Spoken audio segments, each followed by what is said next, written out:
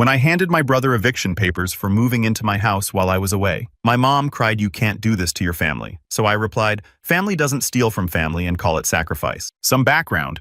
I've been working remotely as a software developer for the past 3 years. I saved aggressively and bought a modest 3-bedroom house in our hometown. Nothing fancy, but it's mine, and I've spent the last 2 years making it exactly how I want it. My home office setup is perfect for my work. I've got a garden I'm proud of, and I finally feel like a real adult with my own space. My older brother Michael, 29M, has always been the golden child. He married his college sweetheart Jennifer, 28F, 5 years ago, and they have 2 kids, Olivia, 4F, and Henry, 2M. They've been renting a 2-bedroom apartment about 30 minutes away. Always talking about saving for a house, but somehow never quite getting there. I love my niece and nephew, but I've noticed my brother has expensive tastes, new cars, designer clothes for the kids' vacation every few months. Last Sunday, my parents invited me over for what they called a family meeting. I assumed it was about planning for the holidays, or maybe discussing my grandmother's care. Instead, I walked into what felt like an intervention. My dad started with, "Robert, we need to talk about your living situation." I immediately thought they were going to lecture me about finding a girlfriend or something, but no, it was so much worse. My mom jumped in. "Since you work from home, you don't really need a permanent address, do you? You could work from anywhere. Coffee shops, co-working spaces, even different countries." I laughed because I thought they were joking. They weren't. My dad continued, "Your brother's family is really cramped in that apartment. The kids need their own rooms and Jennifer needs space for her craft business. We were thinking, since you're location independent, maybe you could try out the digital nomad lifestyle for a while and let Michael's family use your house as their home base while they continue saving." I sat there stunned. They were seriously suggesting I give up my house that I bought that I pay the mortgage on so my brother could live there. "But it's my house," I said, still not quite believing this was happening. "I have an entire office set up. My life is here." My mom waved her hand dismissively. "Oh, Robert, you're young. This could be an adventure. Think of all the places you could see, the experiences you could have. Your generation is all about experiences over possessions, right?" Plus, my dad added, "It would just be temporary. Maybe 6 months to a year while they save up for their own place. You'd still own the house, of course." I asked the obvious question. Why can't they just continue renting while they save? The look my parents exchanged told me everything. My brother was there, suddenly coming in from the kitchen where he'd apparently been waiting. "Rob, man, the rental market is insane right now. Our landlord is raising the rent by $500 next month.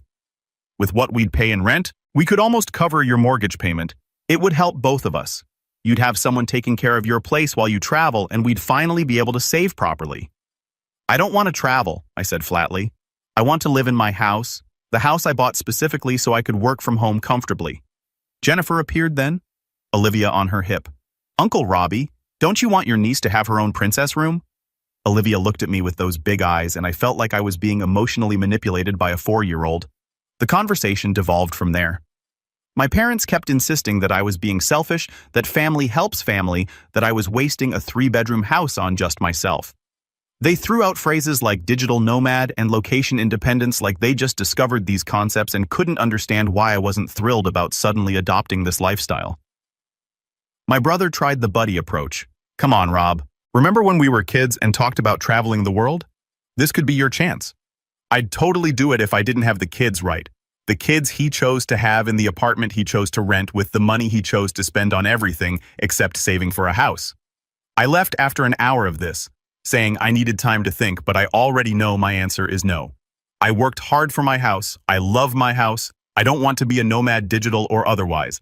I want to water my tomatoes and drink coffee in my kitchen and sleep in my own bed. But now I'm getting texts from all of them. My mom sent me articles about digital nomadism. My dad sent me a spreadsheet showing how much money I could save without utility bills, ignoring that I'd have to pay for accommodation everywhere I went. My brother sent me photos of co-working spaces in Bali as if that's supposed to convince me. Am I crazy for not wanting to give up my house? They're making me feel like I'm some kind of selfish monster for wanting to live in the home I bought. How do I make them understand that just because I can work from anywhere doesn't mean I want to edit to everyone asking? Yes, the house is 100% in my name. I put down 20% and have never missed a mortgage payment. My brother has never contributed a dime to this house. Edit 2. Just got a text from my mom. Your brother viewed the house today while you were at the coffee shop. The kids love the backyard. Olivia picked out which room would be hers. We should talk about the transition timeline soon. They went to my house without telling me. Update 1 2 weeks later. I can't believe I'm back here so soon, but things have escalated beyond what I ever imagined possible. First, thank you to everyone who responded to my original post. Your comments gave me the confidence to stand firm. I sent a clear message to my family. I will not be leaving my house. This is not up for discussion. Please respect my decision. That should have been the end of it. It wasn't. Last Monday, I came home from a rare and-off meeting to find my brother's car in my driveway. Inside, I found Michael, Jennifer, and both kids. They had suitcases. They were unpacking in my guest room. "What the hell are you doing?" I demanded. Michael looked at me with this sheepish expression. "Hey, Rob. So funny story. Our landlord actually gave us a 30-day notice. He's selling the apartment. Mom said you were cool with us crashing here temporarily while we figure things out. Mom said what I was seeing read. I explicitly told all of you know this is breaking and entering." Jennifer started crying. Actually crying. "Robert, please. We have nowhere else to go. It's just for a few weeks while we find another rental. The kids are so excited to have a backyard. Please don't make us leave tonight." Olivia and Henry were looking at me with confused expressions. Olivia asked Uncle Robbie, "Can we stay in your house?" Mommy said we could play in the garden. I felt like the world's biggest, but I held firm. "You can stay tonight. One night tomorrow you need to find somewhere else." I called my parents immediately. My mom answered with, "Oh, good. Did Michael arrive safely?" "You told them I agreed to this. Robert, don't be dramatic. Family helps family. It's just temporary." I said, "No, this is my house." My dad got on the phone. "Son, don't raise your voice to your mother. Your brother is in a tough spot. Surely you can share for a little while. Think of the children." I hung up on them. That night was awkward beyond belief. I ordered pizza because Jennifer was too stressed to cook and Michael was too exhausted for moving. The kids ran around my house like it was a playground. Olivia spilled juice on my couch. Henry grabbed at my work laptop with sticky fingers. I tried to work in my office, but I could hear everything through the walls. The next morning, I woke up to the smell of breakfast. Jennifer was in my kitchen making pancakes. "Good morning, Robert. I thought I'd make your favorite breakfast as a thank you. My favorite breakfast is a protein shake. I don't even like pancakes." Michael was in the living room, his gaming console already hooked up to my TV. "Hey bro, hope you don't mind. I figured since we'll be here a few weeks, might as well get comfortable. You're not staying a few weeks. You're leaving today." He laughed. Actually laughed. "Come on, Rob. Where are we supposed to go? Hotels are expensive and Mom and Dad's place is too small. It's just temporary." That word temporary. I was starting to hate it. I went to my office and started working, but concentration was impossible. Olivia kept knocking on my door wanting to show me drawings. Jennifer was redecorating my guest room. Michael was on my couch playing video games with the volume cranked up. By noon, I'd had enough. I came out and announced I'm calling a family meeting. My house, my rules. I laid out the terms. 1, they had 1 week to find alternative accommodation. 2, they would not move any of my furniture or belongings. 3, they would not give anyone else keys or access to my house. 4, they would respect my work hours 8 to 5 and keep noise to a minimum. 5, they would contribute to utilities and groceries. Michael scoffed at the last one. "Bro, we're saving for a house. We can't afford extra expenses right now. Then you can't afford to stay here." Jennifer intervened. "We can contribute a little, maybe $200 a month." Their rent had been $2,000. They wanted to live in my house for $200. $800. Non-negotiable. Plus half of all utilities and your own groceries. They exchanged looks. "That's almost what we were paying in rent," Michael protested. "Then you should have no problem affording it."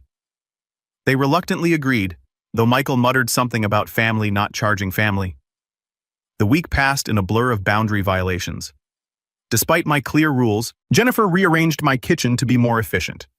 Michael set up a workspace in my living room because the Wi-Fi is better here. The kids drew on my walls with markers. "It's washable." Jennifer chirped as if that made it okay. On day 6, I asked about their housing search. Michael waved vaguely. "Yeah, we're looking. Market's tough right now." I checked his browser history on my laptop. He'd been using it without permission. ESPN, Reddit, YouTube, not a single apartment listing site. Day 7 came and went. They didn't leave. "We need just a little more time," Jennifer pleaded. We viewed some places, but they weren't suitable for the kids. I gave them 3 more days, then 3 more. Each time, there was an excuse. Too expensive. Too far from Michael's work. Not in a good school district. Olivia is 4. It's now been 2 weeks. They've completely taken over my house. My office has become Olivia's playroom. She needs a space for her toys. Jennifer explained, as if that justified relocating my entire workspace to a corner of my bedroom. The guest room is fully decorated with their furniture. They've hung family photos in my hallway. Yesterday, I overheard Michael on the phone with someone. Yeah, we're all settled in Rob's place. It's perfect. 3 bedrooms, big backyard. We're thinking of staying long-term if he'll let us. Way better than any apartment we could afford. I'm at my breaking point. They're not looking for housing. They're not saving money. Jennifer came home with new furniture yesterday because the kids needed proper beds. They're treating my house like it's theirs. But here's the kicker. My parents are fully supporting them. Every time I complain, I get it's just temporary. It's been 2 weeks. If family helps family, where's my help? Think of the children who thought of me. You have all that space to yourself because it's my house. My mom even suggested I could move into their basement apartment if I need space. Their basement apartment. So I should leave my house and live in my parents' basement while my brother lives in my house. I'm starting to feel like I'm going crazy. Everyone in my family is acting like I'm the unreasonable one. My brother posts on social media about being grateful for family support with pictures of the kids in my backyard. Relatives comment about how wonderful it is that I'm helping out. I've started looking into legal eviction procedures in my state since they've been here over a week and are receiving mail. Yes, they've already changed their address. They're considered tenants. I would have to give them 30 days notice.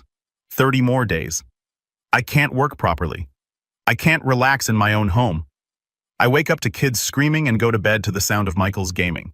My grocery bill has tripled.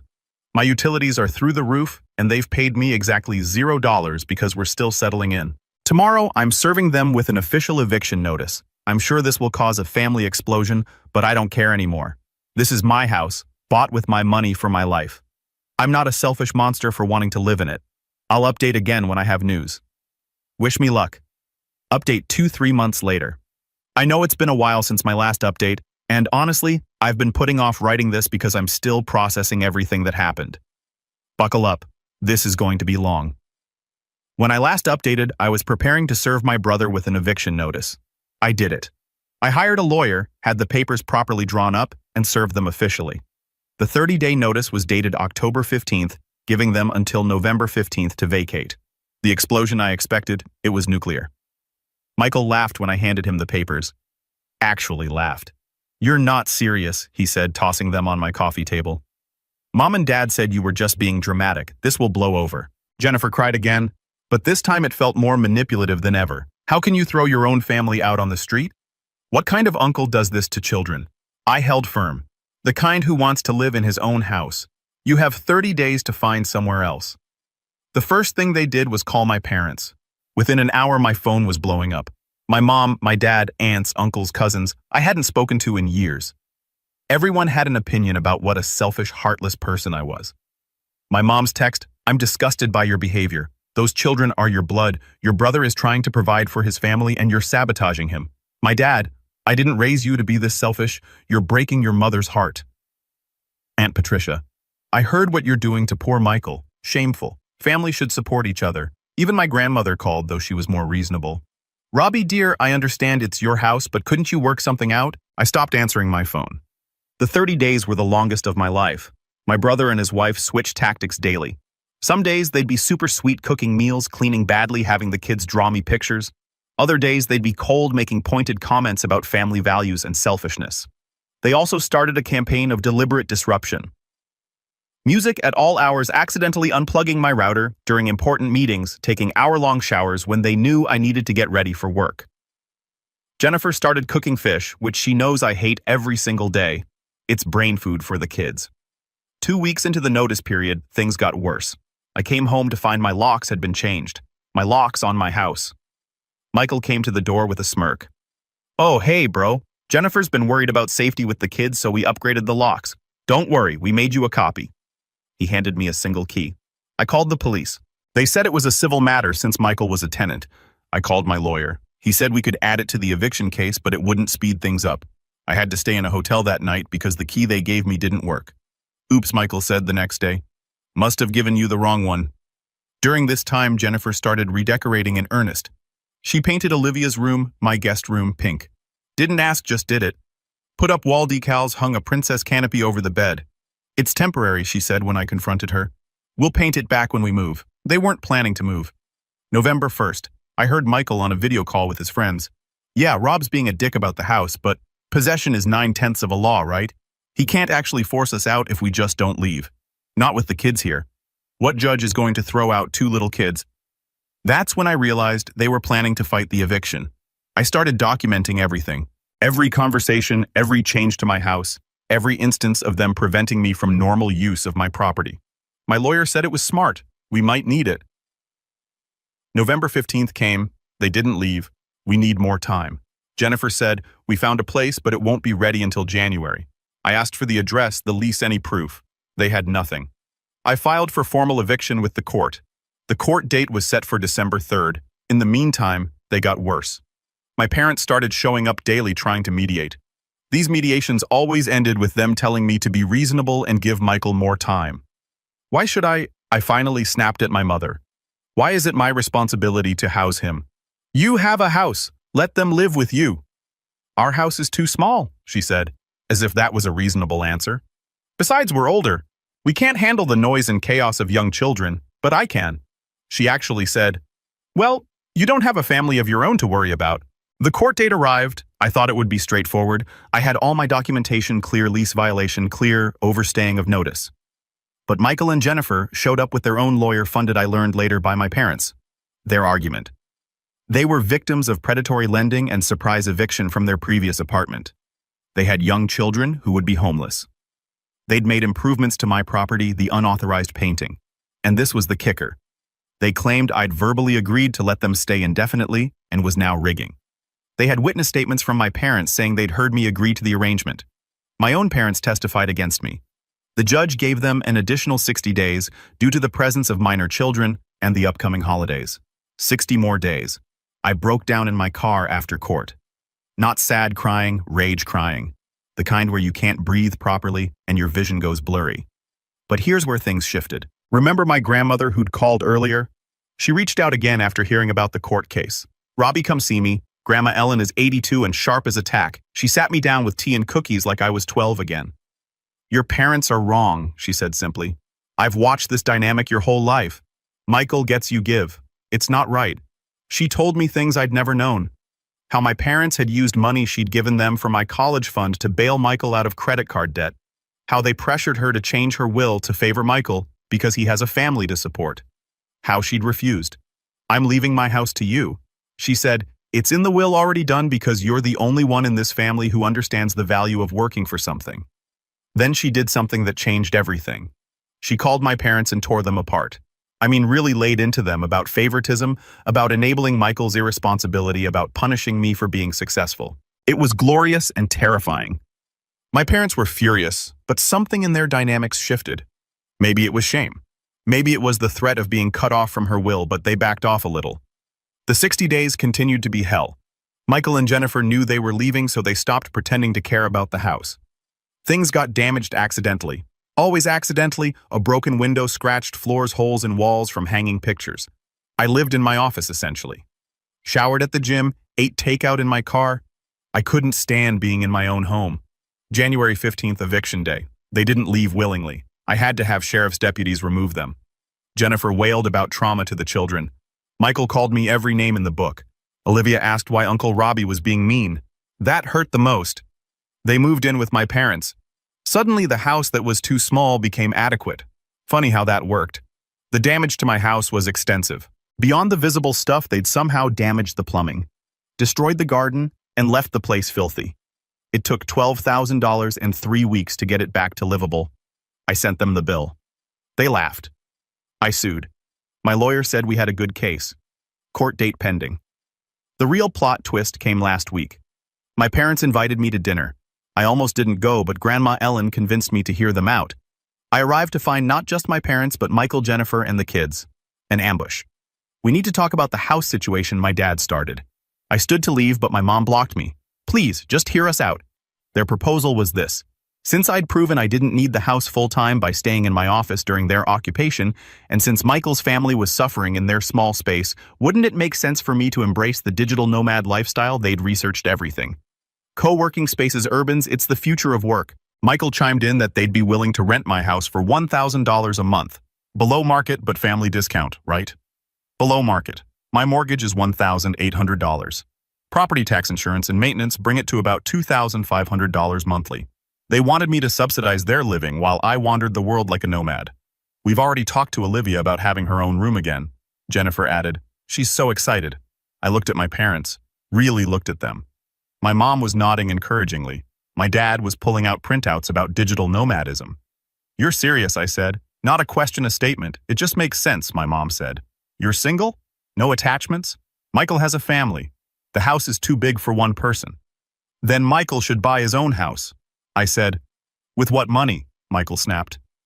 You've made sure we can't save anything with your lawsuit, with the money you spend on gaming systems, new cars and vacations. I have a family to provide for. They deserve nice things, and I don't. Silence. That's when it hit me. Really hit me. In their eyes, I didn't deserve nice things. I was single, therefore less than. I was successful, therefore obligated to share. I was responsible, therefore expected to sacrifice. I stood up. No, Robert, be reasonable. My father started. No, I will not be a nomad. I will not rent my house below cost. I will not subsidize Michael's lifestyle. I will not sacrifice my comfort for his choices. No. My mother started crying. Real tears this time. I don't understand what happened to you. You used to be such a caring boy. I still care, I said. I just also care about myself. I left. They've been blowing up my phone since I've blocked most of them. Only Grandma Ellen remains unblocked and she's proud of me. Yesterday, I got a letter from a lawyer. Not mine, theirs. They're threatening to sue me for emotional distress and unlawful eviction. They claim I promised them a permanent home and reneged, causing psychological trauma to the children. My lawyer laughed when I showed him they have no case. Counter-sue for damages and harassment. So that's where we are. I'm sitting in my house in my office drinking coffee from my coffee maker. It's quiet. It's peaceful. It's mine. The garden is replanted. The walls are repaired and painted the colors I chose. My office is set up exactly how I like it. I've lost most of my family over this. They think I'm selfish, cruel, and unwilling. Maybe I am. Or maybe I'm just done being the family doormat.